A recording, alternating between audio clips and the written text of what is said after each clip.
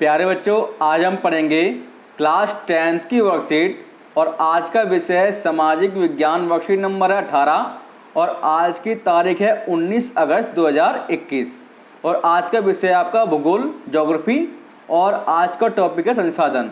और संसाधन में आज हम पढ़ेंगे मृदा के बारे में, मृदा संसाधन के बारे में, ठीक है।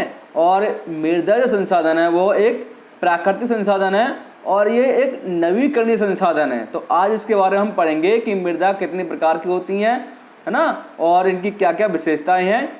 तो पढ़ते हैं आज की वर्कशीट, मृदा संसाधन। बच्चों, भारत में अनेक प्रकार के उच्चावच, भू आकृतियाँ, जलवायु और वनस्पतियाँ पाई जाती हैं और इसके कारण अनेक प्रकार की मृदाएं विकसित हुई हैं यहाँ पे भारत में, ठीक है। मिट्टियाँ अलग अलग प्रकार की विकसित यहाँ पर हुई हैं उच्चावच के कारण, भू आकृतियों के कारण और जलवायु और वनस्पतियों के कारण। मृदा बनने की प्रक्रिया को निर्धारित करने वाले तत्व में उनके रंग, गहराई, गठन, आयु और रासायनिक और भौतिक गुणों के आधार पर भारत की मृदाओं को अनेक प्रकारों में बांटा गया है, ठीक है। तो मृदाओं को उनके बनने की प्रक्रिया और उनके रंग, गहराई और गठन, आयु के आधार पर कई प्रकार में बांटा गया है। जैसे मृदा के प्रकार कौन कौन से हैं? पहला तो है आपका जलोढ़ मृदा, दूसरा काली मृदा, तीसरा लाल एवं पीली मृदा, चौथा आपका लैटेराइट मृदा, पांचवा मरुस्थलीय मृदा और छठा आपका वन मृदा, ठीक है। और जलोढ़ मृदा की क्या क्या विशेषताएं हैं इसके बारे में हम पढ़ते हैं। हम जलोढ़ मृदा जो है भारत के लगभग 45% क्षेत्र पर पाई जाती है और इस मिट्टी में पोटास बहुत ज़्यादा होता है, ठीक है। पोटास की मात्रा बहुत अधिक होती है और ये जो जलोढ़ मृदा है ये सिंधु, गंगा तथा ब्रह्मपुत्र की जो नदी है उसके मैदानों में पाई जाती है। उसकी वजह से ये यहाँ पर जलोढ़ मृदा विकसित हुई है, नदी तंत्र की वजह से। और इसमें रेत, सिल्ट तथा मृत्तिका पाई जाती है, ठीक है। मृत्तिका मतलब छोटे छोटे मिट्टी के कण मिलते हैं यहाँ पर।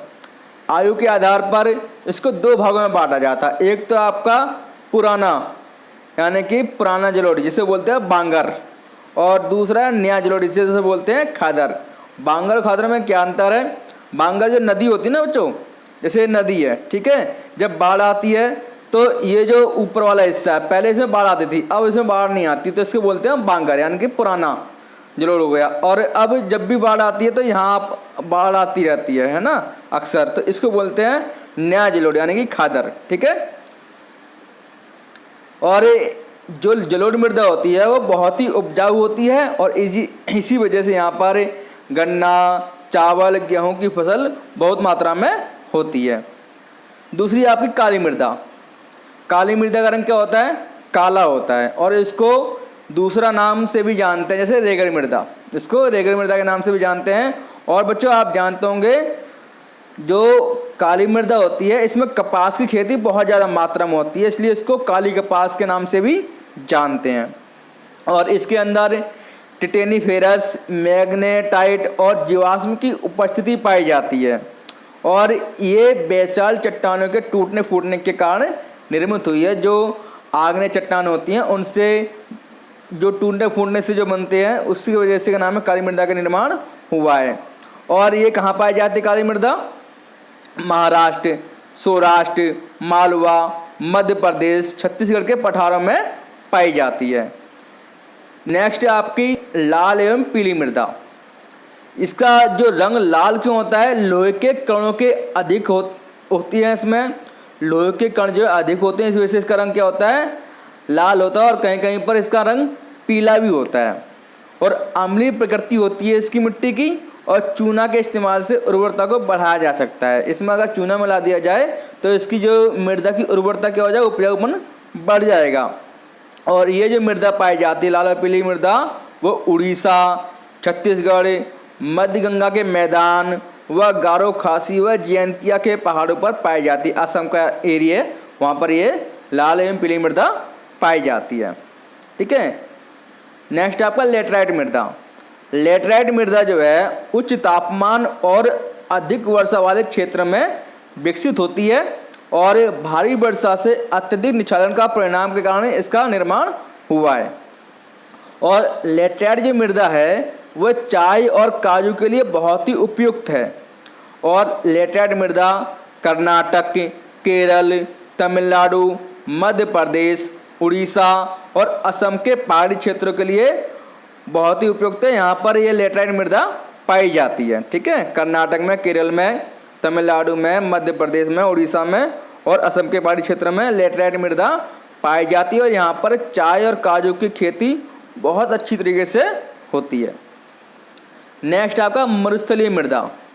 मरुस्थलीय मृदा, इसका रंग कैसा होता है? लाल और भूरा होता है और ये रेतीली होती है और लवड़ीय होती है, यानी कि नमक की मात्रा इसमें ज़्यादा होती है। और ये शुष्क जलवायु तथा उच्च तापमान के कारण जल वाष्पन की इसकी क्या होती है? दर बहुत ज़्यादा होती है। तापमान ज़्यादा होने के कारण इसका जो वाष्पन की दर होती है वो बहुत अधिक होती है और इसमें ह्यूमस और नमी की कमी होती है। ठीक है, इसमें ह्यूमस और नमी बहुत कम पाई जाती है और उचित सिंचाई के द्वारा इसको उपजाऊ बनाया जा सकता है। ठीक है, और ये आपको कहाँ पाई जाएगी? राजस्थान वाले एरिया में पाई जाती है भारत के अंदर। ठीक है, नेक्स्ट आपका वन मृदा या पर्वतीय मृदा। और ये कहाँ पाई जाती है? पर्वतीय क्षेत्रों में पाई जाती है और गठन में पर्वतीय पर्यावरण के अनुसार इसमें बदलाव पाया जाता है। नदी घाटियों में मृदा दोमट होती है तथा सिल्टदार होती है और अधिक सिलिका तथा ह्यूमस रहित होती है। इसका मतलब इसमें ह्यूमस नहीं रहता है, इसमें जीवाश्म पदार्थ नहीं रहते हैं, ह्यूमस नहीं रहता है इसके अंदर। ठीक है, तो बच्चों ये मृदा के प्रकार आपने देखे। अब इसके आप प्रश्न और उत्तर लिखोगे। और हाँ बच्चों, आपको ये चीज़ें भी पूरी वर्कशीट भी अपनी कॉपी में लिखनी है, क्योंकि ये बहुत ही आपके लिए इम्पोर्टेंट है कि मृदा कितने प्रकार की होती है और इनके क्या क्या विशेषताएं हैं। तो ये आपको सारा कॉपी में लिखना है। ठीक है, और बच्चों अगर आपने ये वीडियो देख ली है तो आपको कमेंट में अपना नाम भी लिखना है कि आपने ये वीडियो पूरी देख ली है। ठीक है बच्चों, और इसका काम करके आप अपने ग्रुप पर हुडी खींचकर भेजिए। Thank you for watching.